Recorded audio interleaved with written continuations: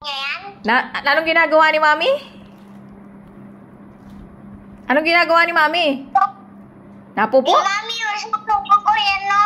Yung may putas. Yung balik ko, nangasira.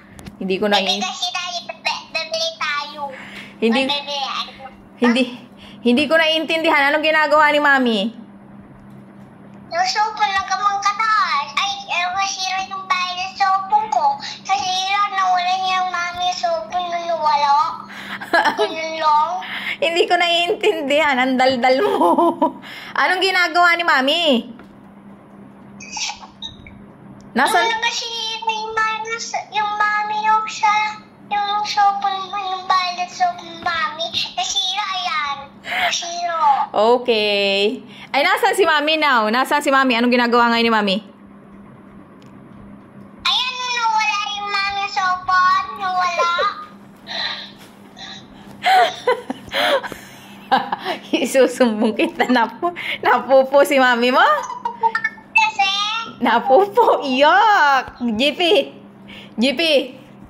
GP, yak! Napupo si Mami. Isusumbong kita.